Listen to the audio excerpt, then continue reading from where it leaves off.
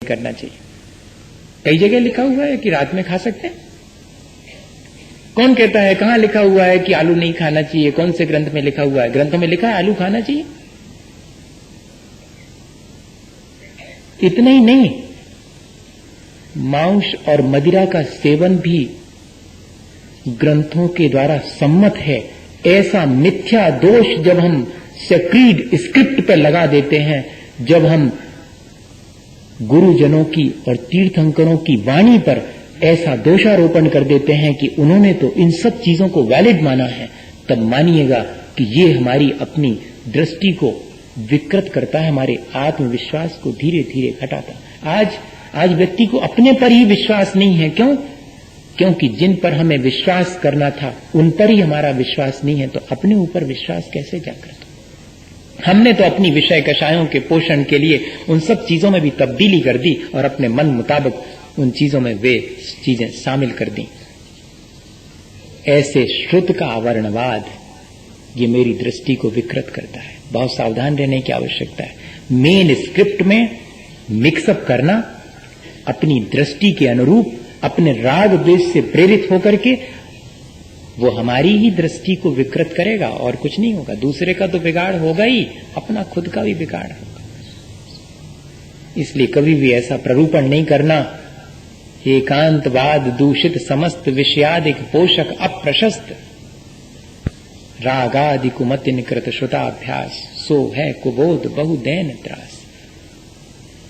कभी भी ऐसा नहीं करना, ऐसा प्ररूपण नहीं करना जिससे कि विषय कषायों का पोषण हो, और वो भी धर्म के नाम पर।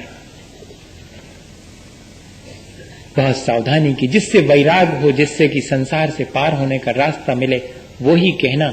क्योंकि हमारे कल्याण करने वाले गुरुजनों और तीर्थंकरों ने वही कहा है, वे कभी हमें संसार में भटकाने वाली चीजों में लगने के लिए प्रेरित नहीं करेंगे। लेकिन क्या करें, हमारी अपनी लोलुपता, हमारा अपना स्वार्थ, उनके माध्यम से हम अपनी बात को कह देते हैं। इससे क्या होगा? कल के दिन हमें फिर निर्मल दृष्टि नहीं मिलेगी, निर्मल ज्ञान नहीं मिलेगा। हमारी दृष्टि हमेशा विकृत ही बनी रहेगी, क्योंकि हमने दूसरे जो निर्मल चरित्र था उसमें दूषण लगा दिया। जो निर्मल वाणी थी भगवान की, उसमें हमने दूषण लगा दिया। अब कभी हमें सच्ची वाणी का स्वाद नहीं मिलेगा। बहुत सावधानी की आवश्यकता है। केवली शुद्ध और संघ, संघ किसे कहते हैं? मुनियारी का, श्रावक श्राविका, चतुर्विध संघ है, संघ समूह है, सज्जनों का समूह ही संघ है। उन सज्जनों पर जो कि अपने आत्म कल्याण में लगे हुए हैं, वास्तव में जो सज्जन हैं और अपने आत्म कल्याण में लगे हैं, उनकी बात कह रहा हूं। अकेला वेश धारण कर लेने से कोई सज्जन नहीं होता, न कोई साधु होता। जो अंतरंग में साधुता को अपना चुका है, उसकी उस साधुता को न देख करके ये कहना कि अरे इनके पास खुद ही तो खाने पीने को नहीं है, खुद ही तो शरीर पे कपड़ा लगता नहीं है जी, अब ही तो संसार में दुखी दिखाई पड़ रहे, आगे का इनको सुख मिले। ऐसा मिथ्या आरोपण अपने मन में कल्पना कर लेना, इससे क्या होगा? इससे हमारी ही दृष्टि विकृत होगी। जो दोषी है उसके दोष देखना तक वर्ज है, और जो निर्दोष है उसमें दोषों का आरोपण कर देना, वो तो फिर अपने जीवन को नष्ट करने का उपाय ही है साक्षात। उसमें तो कोई बात ही नहीं।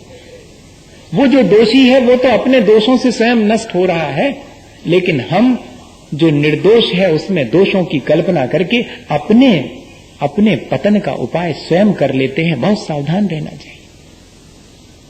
आज 5 मिनट और लेऊंगा, विलंब तो हुआ। मेरे जिम्मे 9:15 बजे आई है बात, अभी 20 मिनट हुए हैं। दृष्टि तो घड़ी पर चली जाएगी, आज तो बार बार जाएगी, इसलिए 5 मिनट और लेऊंगा बस।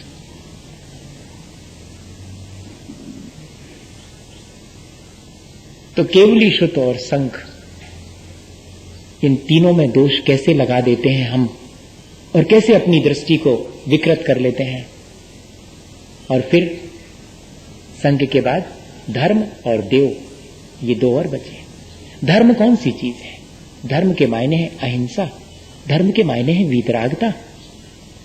धर्म तो सूरज की रोशनी की तरह है, जितना हम खिड़की खोलेंगे, दरवाजा खोलेंगे, हमारे तक भीतर आएगा। वो किसी की बपोती नहीं है। अहिंसा किसी की बपोती है क्या? धर्म इतना व्यापक और इतना विशाल है, लेकिन ये कह देना कि जितने लोग इस अहिंसा धर्म का पालन करते हैं, इस वीतरागता का पालन करते हैं, वे सब मर करके खोटी जगह जाते हैं। बताइए, धर्मात्मा जो धर्म का पालन करते हैं उनकी बड़ी दुर्गति होती है। अब बताओ, और अहिंसा में धर्म नहीं है, धर्म तो हिंसा में है।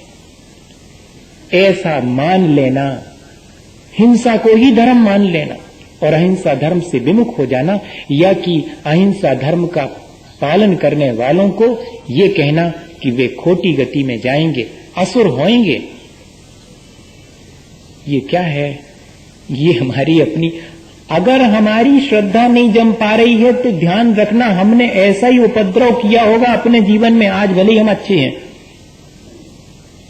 हाँ, ये किया होगा, इसलिए हमारा विश्वास, हमारी श्रद्धा दृढ़ नहीं हो पाती। हमें दृष्टि की निर्मलता, जिसको सम्यक दर्शन कहते हैं, जिससे कि संसार से पार हुआ जाता है, वो चीज नहीं मिलती। मेरे अपने खोटे कर्म भी मुझे देखना चाहिए।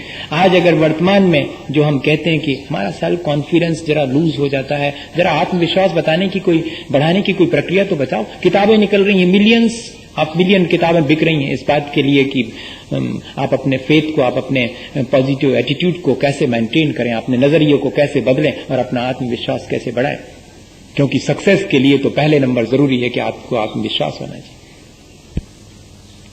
और उस आत्मविश्वास के लिए क्यों कम हो गया आत्मविश्वास, क्यों आत्मा में रुचि कम हो गई, उसके लिए मैंने कौन से खोटे कर्म किए थे, इस पर विचार करना चाहिए। मैंने अहिंसा को धर्म मान लिया होगा, मैंने अहिंसा का पालन करने वालों की दुर्गति हो जावे ऐसा विचार किया होगा। इसलिए आज मेरा अपना विश्वास मेरे ऊपर नहीं है। और देव किसे कहते हैं? स्वर्ग के देवों को देव कहते हैं। जिनेंद्र भगवान को भी देव कहते हैं, लेकिन स्वर्ग के देव भी देव कहलाते हैं। जिनेंद्र भगवान के बारे में, अनंत भगवान के बारे में, वीतरागी भगवान के बारे में तो दोषों की कल्पना करनी ही नहीं चाहिए। यहां तक कि जो स्वर्ग में रहते हैं देव, उनके बारे में भी मिथ्या कल्पना नहीं करनी चाहिए। क्या कल्पना करते हैं कि ये जो देवी देवता हैं ये तो मांस खाते हैं, शराब पीते हैं, सुरापान करते हैं, और देवांगनाओं का निरंतर जो है भोग करते रहते हैं। उनको वही चाहिए, सुरा और सुंदरी चाहिए। ऐसा कह देते हैं। यदि हम ऐसी कल्पना कर लेते हैं उन देवों में, ध्यान रखना अत्यंत सुंदर होते हैं, मंद कषाई होते हैं, परिग्रह धीरे धीरे उनका कम होता जाता है। गति शरीर परिग्रहाभिमान तो हीना, उसमें से अधिकांश तो सम्यक दृष्टि होते हैं। और उन पर हम ऐसा दोष लगा दें कि वे सुरापान करते हैं, मांस का भक्षण, भैया उनके तो मानस आहार होता है, कंठ में से अमृत झर जाता है, बस इतना ही है। लेकिन हमने कौन सी ऐसी कल्पना कर ली, ऐसी मिथ्या धारणाएं हम बना लेते हैं। वे मिथ्या धारणाएं हमारे जीवन को, हमारी दृष्टि को दूषित करती हैं। ये तो ठीक ऐसा है, दृष्टि की निर्मलता और दृष्टि की विकृति तो ऐसी है भैया कि अपन को जो चीज अपने राग देश से रुच जावे उसी को अपन सही मानते हैं, और जो अपने लिए नहीं रुचती सो उसको अपन सब मिथ्या करार कर देते हैं। मुश्किल तो यही है। जैसे कि हमने आपको उदाहरण दिया था कि बिल्ली महारानी सेठ जी के घर पली थी और एक बार विदेश यात्रा पे गई और फिर बाद में लौटी, तो उनका बड़ा स्वागत हुआ कि विदेश से लौटी हैं। उनकी अपनी सहेलियां उनसे मिली और उन्होंने कहा कि कोई संस्मरण सुनाओ विदेश का। तुमने तो वहां पर जो महारानी है उनको भी देखा होगा, सुनते हैं कि उनके मुकुट में तो कोहिनूर हीरा लगा हुआ है, कितना सुंदर होगा, वहां का वर्णन तो करो। तो वो कहती है बिल्ली अन्य सहेलियों से कि सुनो ये सब बाहियात बातें हैं, क्या रखा है इसमें, वहां पर चूहे बहुत मोटे मोटे हैं। बिल्ली की आंख से तो इतना ही दिखेगा, बिल्ली की आंख कोहिनूर नहीं जानती, बिल्ली की आंख और कुछ नहीं देखती, उसको तो चूहे दिखते हैं। हमारी भी आंख के साथ यही मुश्किल है कि जैसा हम संसार को देखना चाहते हैं, जो हमारी आसक्ति है, वही हम बाहर भी देख लेते हैं। भैया इस आंख को जरा सा दुरुस्त करने की बात है। मेरे अपने कर्म जो मैंने अज्ञान